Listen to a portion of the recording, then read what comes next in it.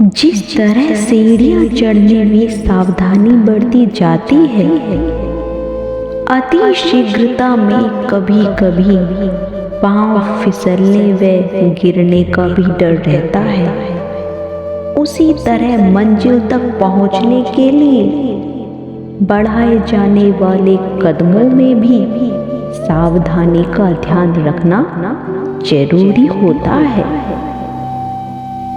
आइए सुनाते हैं एक सुंदर सी कहानी। एक जंगल में दो पक्षी रहते थे।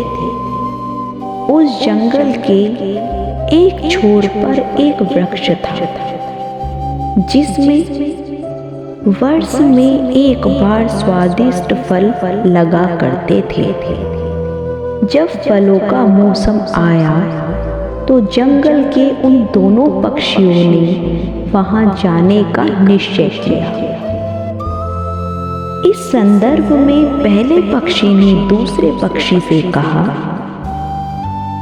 वह वृक्ष यहाँ से बहुत दूर है, इसलिए मैं तो धीरे धीरे आराम कर कर ही वहां पहुंचूंगा। इस पर दूसरे पक्षी ने अतिशीघ्र जवाब दिया, नहीं मित्र, मुझसे तो रहा नहीं जा रहा। उन स्वादिष्ट फलों के बारे में सोचकर ही मेरे मुंह में तो पानी आ रहा है, इसलिए मैं तो एक ही उड़ान में वहां पहुंचकर मीठे फल खा लेना चाहता हूँ। इसलिए दूसरे दिन दोनों पक्षी अपने घोंसलों से निकलकर उस वृक्ष की ओर उड़ चले। कुछ दूर जाने पर पहले पक्षी को थकान होने लगी, तो वह विश्राम करने के लिए एक वृक्ष की टहनी पर बैठ गया। वहीं दूसरा पक्षी उसे ठहरा हुआ देखकर मुस्कुराने लगा और तेजी से फलों की ओर उड़ने लगा। हालांकि वह भी थकान का अनुभव करने लगा था, पर उसे तो फल खाने की जल्दी थी, इसलिए वह बिना रुके ही उड़ता चला गया। अब उसे दूर से ही फलों वाला वृक्ष दिखाई देने लगा। फलों की सुगंध भी उसे आने लगी, लेकिन तभी उसके पंख लड़खड़ाए, क्योंकि वह बुरी तरह थक चुका था। वह आसमान से जमीन पर जा गिरा, उसके पंख बिखर गए और वह उन फलों तक कभी नहीं पहुंच पाया।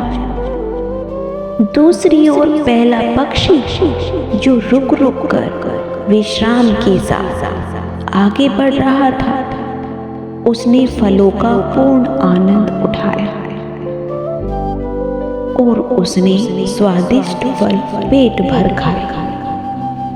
इस कहानी से हमें यह शिक्षा मिलती है, एक एक कदम चलकर ही हम अपने लक्ष्य को प्राप्त कर सकते हैं।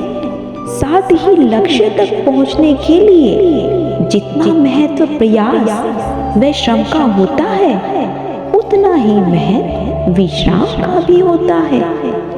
विश्राम करने से हमें मार्ग की थकान से राहत मिल जाती है और आगे बढ़ने के लिए उन्हें ऊर्जा की प्राप्ति होती है।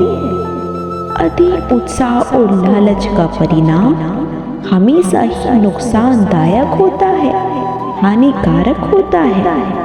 इसीलिए मंजिल तक पहुंचने के लिए उत्साह तो बनाए रखना चाहिए, लेकिन अति उत्साह में अपना नियंत्रण कतई नहीं खोना चाहिए।